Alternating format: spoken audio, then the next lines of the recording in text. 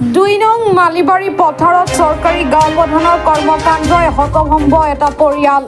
ৰাস্তাৰ কাষত ৰাখি থোৱা পৰিয়ালটোৰ ধানৰ সৈতে ধান খেৰ ৰাস্তাৰ ভঙা অংশত চৰকাৰী গাঁও প্ৰধানে দিয়া কাৰ্যত বাধা প্ৰদান কৰা তীব্ৰ বাদ বিতণ্ডা আৰু পিছত মাৰপিটৰ সৃষ্টি হয়।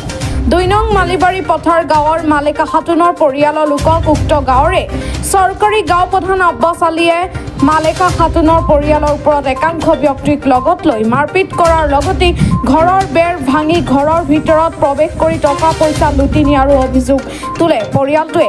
এই মাৰপিটত মালিকা খাতুনৰ পৰিয়ালৰ কেইবাজনো লোক গুৰুতৰভাৱে আহত হয়। সম্প্ৰতি মালিকা খাতুনে ন্যায় বিচাৰি চৰকাৰী গাঁও প্ৰধান আব্বাছ আলীৰ লগতে কেইবাগৰাকী লোকৰ বিৰুদ্ধে বকো আৰক্ষী থানাত এজাহাৰ দাখিল কৰিছে। News desk report, news time. সেই ধান ভাঙাৰ তাতে বহুত ধান আছে, সেই ধান থকা খেৰ আনি ফেলে তাহাতে ৰাস্তাত দিছে। আমি তাক বাধা কৰিছোঁ, সেইটো খেৰ নিদিবা, ধান চাকৰি ফেলে দিব লাগিব নিলে মানা নাই। আমি তাৰ হাতৰ পৰা এই ধান খেৰটো থৈ দিব দিছোঁ। থৈ দিয়াতেই আমাক মাৰিছে, আমাৰ ল'ৰাক মাৰিছে। মোৰ ল'ৰাৰ নাম ৰহিজুদ্দিন। আপনার নাম? মোর নাম মোহাম্মদ সিদ্দিক আলী। আমার আগতে আমার দুইজনকে মারিছে, তারপিছত নেক্সট টাইমত আমার ৩০টি মার খাইছে। আমি আগতে ৩জন মানুষ মার খাইছি। লড়া একটা, মই আৰু বুয়াৰি ৩টায়, এই ৫-৬জন মানুষ ৭জন মানুষ মাৰ খাইছো। তাৰপিছতে আৰু তাক মেডিকেলত লৈ যাম বুলি কৰিছোঁ। হ্যাঁ, গাড়ীত উঠাইছোঁ। উঠাৰ পিছত তাহাঁতে জবৰদস্তি গাড়ীৰ পৰা টানি নি ফেলে আৰু আকৌ মাৰধৰ কৰিছে, এজাহাৰ দিছিল। তেওঁলোকৰ বহুত মানুহ আছিল, সি ক'ৰ পৰা মানুহ নিছিল সি নিজে জানে। আমাৰ এই ঘৰ চব তাহাঁতৰ পাৰ্টিৰ মানুহ ভাঙিছে।